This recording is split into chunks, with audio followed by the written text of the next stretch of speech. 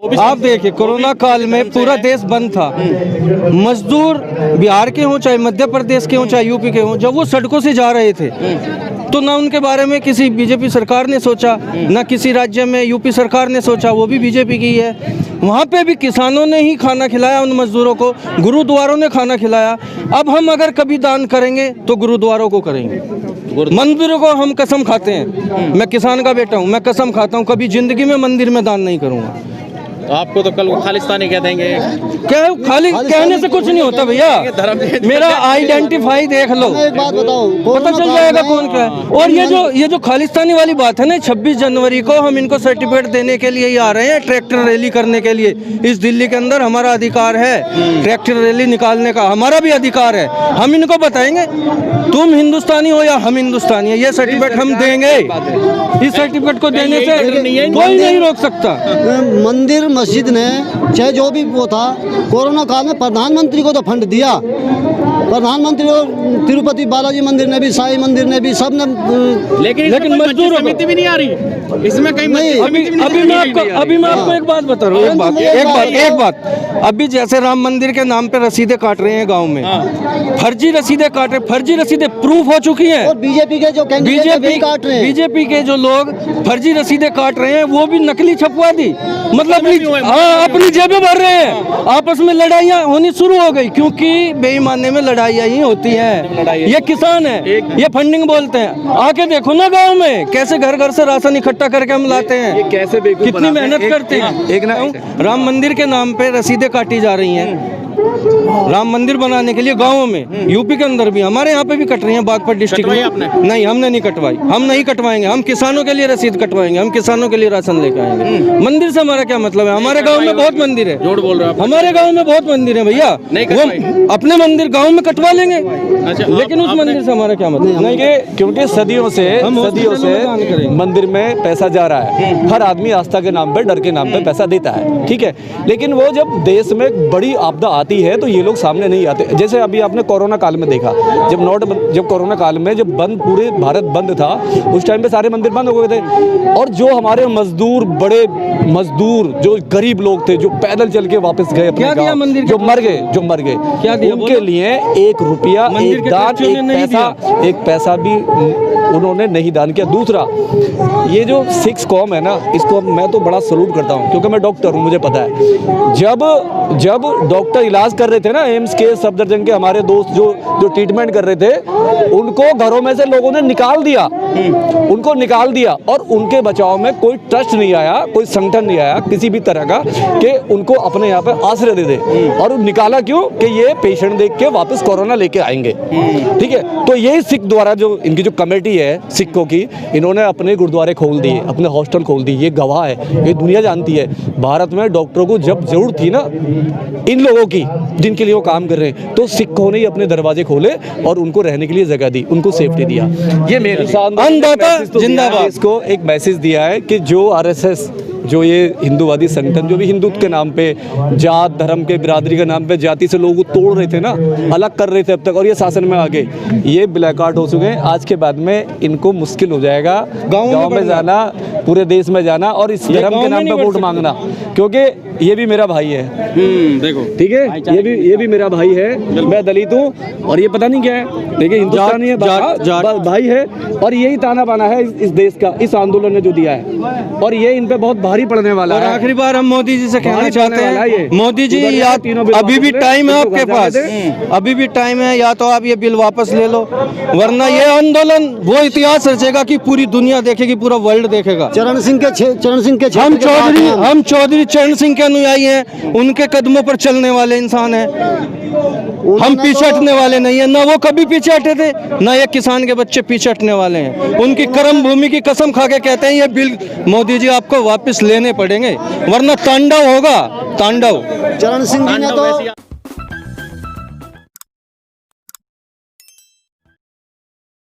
बताएंगे किसान आंदोलन चल रहा है, आज 10वें चरण की मुलाकात जो है वो होनी है सरकार और किसानों के बीच में, क्या निकल कर आएगा कुछ कह सकते हैं? नहीं, निकल के इससे कुछ नहीं आना है। सरकार वो तारीख पर तारीख दे रही है, ठीक है, इससे कुछ नहीं होगा। सरकार इन किसानों को थकाना चाहती है, बार बार डेट दे के। सरकार ने मन बना रखा है कि इसको लंबा खींचो, ये थक जाए और घर वापस चला जाए, और ऐसा नहीं होगा। किसान बिल जब तक वापस नहीं होगा तो घर वापसी भी नहीं होगी। हमारे टिकैत साहब पहले से ही अनाउंसमेंट कर चुके हैं। जो जितने भी किसान लीडर हैं सबका एक ही वो है कि जब तक किसान तीनों बिल वापस नहीं होंगे तब तक घर वापसी नहीं होगी। सरकार कुछ भी कर ले, सरकार को अपने घुटनों पर आना ही पड़ेगा, ये बिल वापस लेने ही पड़ेंगे। आपने कहा थकाना चाह रही है, तो क्या सरकार ये सब कुछ देख चुकी है कि ज़्यादा दिन तक ये इनके जो सामर्थ्य है वो यहाँ बैठने की नहीं है? हाँ, नहीं, ऐसा सरकार को ये लग रहा था, क्योंकि जो ठंडी का जो टाइम आएगा ना, जनवरी का महीना, दिसंबर का महीना, उसे ऐसा लग रहा था कि ये लोग थक जाएंगे, क्योंकि हमारे साथ बच्चे भी हैं, बूढ़े भी हैं, ठीक है। अब ये सरकार फंस रही है, अब ये लग रहा है अब ये तो टाइम चला गया, अब तो जनवरी भी जाने वाला है, फरवरी आ जाएगा तो मौसम भी खुल जाएगा, उसके बाद में तो मुझे लग रहा है कि पूरे देश से लोग आएंगे और इनको संभालना मुश्किल हो जाएगा। सरकार फंस चुकी है, सरकार डरी हुई है, घुटनों पे आ गई है, अब ये रास्ता निकलने का सोच रही है कैसा निकला जाए। अच्छा, जिस तरह से उस दिन टिकैत साहब ने कहा था कि मन से कि यहाँ पर जो हम मंदिरों में जितना दान करते हैं लेकिन कोई भी मंदिर वाला यहाँ नहीं आ रहा, और केवल अगर लंगर छोड़ दिया जाए या सिख समाज को छोड़ दिया जाए तो कोई भी ऐसा हिंदू संगठन या हिंदू समाज का यहाँ पर अपना लंगर या कोई ऐसा भंडारा टाइप का नहीं लगाया, तो ये भी एक देखा जा सकता है कि संसाधन नहीं होने वाले। देखिए, टिकैत साहब का ये जो था स्टेटमेंट था, ये जो स्टेटमेंट था ये बहुत अच्छा स्टेटमेंट था। इससे ये होगा कि जो लोग केवल धर्म के नाम पे, जाति के नाम पर राजनीति करते हैं, लोगों को आपस में लड़ा के अपनी रोटियां सेकते हैं, सत्ता में आगे उनको उनकी आंखें खुलनी चाहिए। वो उनको ब्लैकआउट करने का काम दोनों टिकैत साहब ने किया। और अच्छी बात है, जब इनको मंदिर में चंदे की जरूरत पड़ती है तो यही लोग देते हैं। कौन देता है? किसान ही देता है ना, ओबीसी देता है। किसान मंदिर में चंदा चढ़ाता है, लेकिन वो किस काम आ रहा है आज? अगर वास्तव में इनको, क्या किसान हिंदू नहीं है? क्या ओबीसी वाले हिंदू नहीं है? ये जितने भी हैं ये सब हिंदू ही हैं ना। अगर ये हिंदू ही हैं तो जितने भी ये मंदिर के ट्रस्ट हैं ये कहाँ पर हैं? इनको रोटी क्यों नहीं दे रहे यहाँ पे? ये सवाल ठीक है। और टिकैत साहब ने जो ये कहा है कि आगे से चंदा ना दें, स्कूल में दें चंदा और हॉस्पिटल में दें, अच्छी बात है। ये आंखें खोलने वाला है। ये आंदोलन एक बहुत बड़ा मैसेज देगा आगे आने वाले टाइम में कि हम लोग अपने गाड़ी पैसे, अब जो कमाई जो देगा, हम क्यों दें वहाँ पे मंदिर में बैठे हुए आदमी को? हम हॉस्पिटल में क्यों नहीं दें? स्कूल में क्यों नहीं, अपने बच्चों को क्यों नहीं पढ़ाएं? हम उतना टाइम क्यों वेस्ट करें जब हमारे बुरे टाइम में ये लोग साथ में नहीं है? आज अगर इनका कोई कुत्ता भी मर जाता है ना, इनका अपना, तो पूरे जितने भी आरएसएस के संगठन है ना, जो 15-20 संगठन है जो कॉमनल है, वो रोड पे आ जाते हैं। 121 किसान शहीद हुए हैं। हिंदू नहीं है क्या? उनको कोई दर्द नहीं होता क्या? मैं ओबीसी SC ST तो छोड़ दीजिए, वो तो हिंदू है ना। तो हिंदू के एक भी लोग रोड पर नहीं है। किसकी बात कर रहे हैं लोग? मानवता तो है ही नहीं। कहाँ मानवता है? कहाँ मानवता रहेगी? ये बताइए। क्या कहेंगे? आप भी टीचर हैं और टीचर के बाद यहाँ आंदोलन में पहुँचे हैं। हमारे प्रधानमंत्री लाल बहादुर शास्त्री जी ने एक नारा दिया था, जय जवान जय किसान। और उसके बाद अटल बिहारी वाजपेयी जी ने नारा दिया था, जय जवान जय किसान जय विज्ञान। और इन्होंने जय जवान जय किसान में से तो किसान को तो इन्होंने आतंकवादी घोषित कर दिया, पाकिस्तानी, खालिस्तानी, पता नहीं क्या क्या कह दिया। और जब एक किसान एक रीढ़ होता है, और कुछ दिन बाद अब तो किसानों को इन्होंने अंबानी और अडानी का पिट्ठू बनाने की कोशिश की। 4 दिन बाद इन जवानों को भी अंबानी और अडानी के सिपह सलार बनाने की, उसके बॉडीगार्ड बनाने की कोशिश करेंगे। ये हम तो यही कहते हैं कि समझ जाओ, किसानों से पंगा मत लो। ये बहुत लंबा आंदोलन चलेगा और किसान इस देश की रीढ़ है। किसान पालना भी जानता है और बिगाड़ना भी जानता है। किसानों ने इसको वोट दिया है तो वे किसान इसको उतार भी सकते हैं। 2024 तक चलेगा, 2024 तक भी चलाएंगे। और आसपास देहात से ये लंगर सरदारों के नहीं, आसपास के बागपत से भी आज टेम्पो भर का आया है।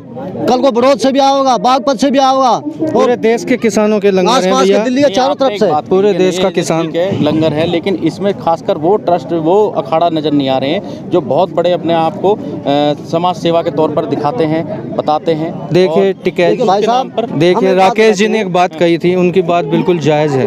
उन्होंने कहा था कि जो मंदिर ट्रस्टी हैं वो इस किसान आंदोलन में हिस्सा क्यों नहीं ले रहे, जब पूरे देश का किसान, पूरे हर देशवासी मंदिरों में ट्रस्ट में देता है, तो आज उन मंदिर वालों का, ट्रस्टियों का फर्ज बनता है किसानों के साथ आने का, इनके लिए लंगर चलाने का। तो क्या कितने देश नजर के आ रहे हैं, आप बताइए। कहीं भी नजर नहीं आ रही, हम कोई भी अपने नजर खुद नहीं आ चला रहे रहा। हैं। और उन्होंने किसानों पर आरोप लगाए, राकेश टिकैत जी पर ट्रस्टियों ने आरोप लगाए कि ये क्या बोल रहे हैं, धमकियां भी आई, धमकियां आई, FIR दर्ज हुई।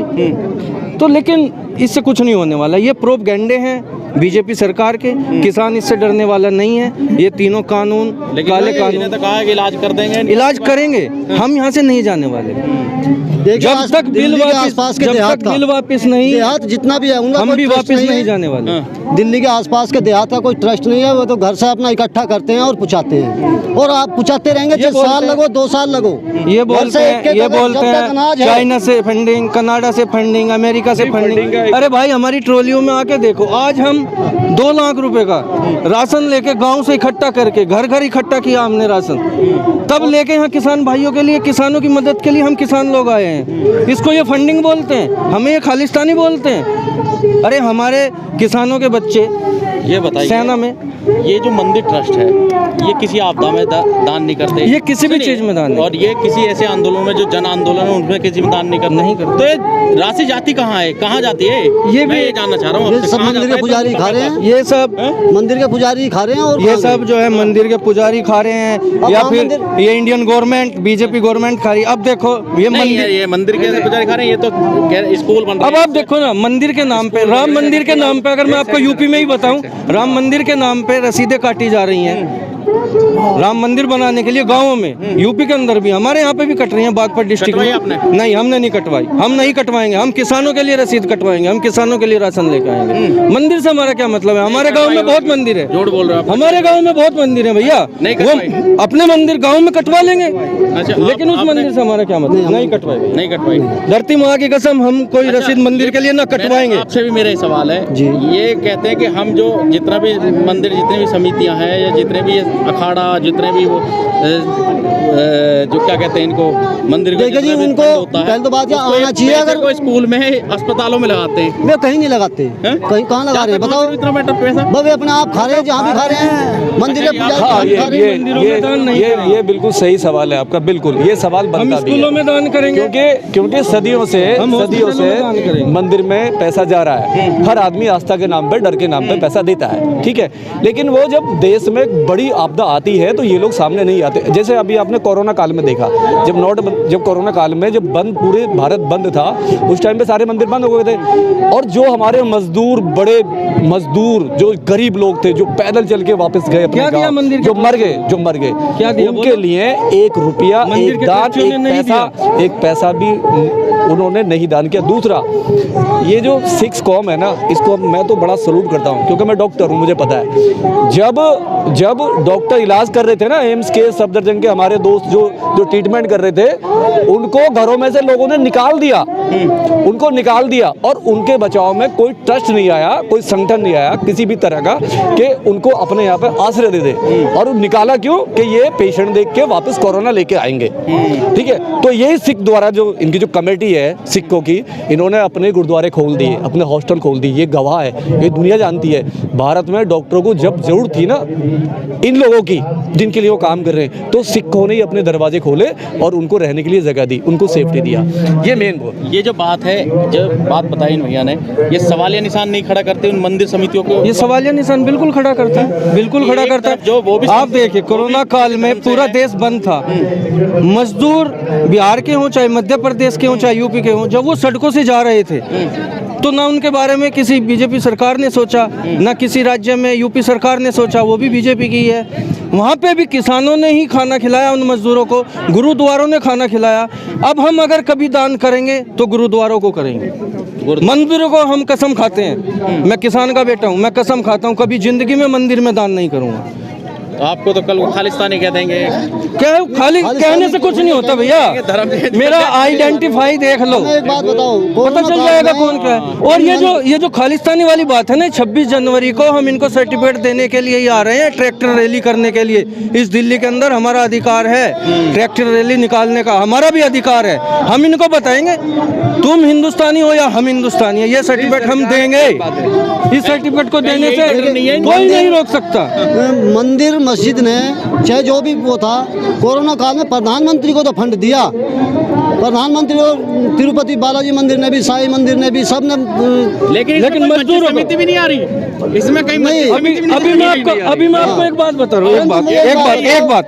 अभी जैसे राम मंदिर के नाम पे रसीदें काट रहे हैं गांव में, फर्जी रसीदें काट रहे, फर्जी रसीदें प्रूफ हो चुकी हैं। और बीजेपी के जो बीजेपी के जो लोग फर्जी रसीदें काट रहे हैं वो भी नकली छपवा दी, मतलब हाँ अपनी जेबें भर रहे हैं। आपस में लड़ाइयाँ होनी शुरू हो गई, क्योंकि बेईमानी में लड़ाइयाँ ही होती हैं। ये किसान है, ये फंडिंग बोलते हैं। आके देखो ना गांव में कैसे घर घर से राशन इकट्ठा करके हम लाते हैं, ये कैसे कितनी मेहनत करते हैं। एक मिनट का आपको वो दे रहा हूँ एग्जाम्पल नहीं, ट्रूथ है। 2019 में जगन्नाथपुरी में मतलब आपके अगस्त का महीने जो आम का सीजन चलता है, उस टाइम पे वहाँ का जो पुजारी है ना, मेन पुजारी, देखो कितनी भावनाओं से खेलते हैं। जो लोग भोले वाले लोग मंदिर में जाते हैं, दान चढ़ाते हैं, उनको कितना ये लोग हरासमेंट कर सकते हैं, ये हमने देखा। दैनिक जागरण में 15 दिन तक उस जगन्नाथपुरी का एक वो आता था, ठीक है, बुलेटिन आता था हेल्थ का। इसने क्या किया, वहाँ के मंदिरों के जो पुजारी थे, मेन हेड, उन्होंने कहा कि भगवान बीमार हो गए हैं, उनकी तबीयत खराब हो गई है, उन्हें इलाज की ज़रूरत है। जब वहाँ पे नेक्स्ट डे लोग गए दर्शन के लिए तो वहाँ पर्दा डाल दिया गया, और मेन पुजारी कहता है कि तुम्हारे आम रस के ज़्यादा पिलाने से भगवान बीमार हो गया है, कल आना। और ये ऑन रिकॉर्ड है, 15 दिन तक वो वॉच पूरी दुनिया देखती रही कि कितना नंगा नाच ये लोग कर सकते हैं। और इससे भी हदपार जब हुआ, जब वहाँ पे डॉक्टर, एक गुप्ता डॉक्टर जो MBBS था, उसने 3 दिन बाद आके भगवान का वो उसने चेकअप करता है और ये कहता है कि चेस्ट में इन्फेक्शन हो गया है, काढ़ा पिलाया जाए। और ये सरकार, और सबसे बड़ी बात है, इस तरीके का आडंबर 15 दिन तक चलता रहा। कोई सरकार, कोई संगठन सामने नहीं आया जो उस डॉक्टर को अरेस्ट करे, गिरफ्तार करे, और यही सरकार थी।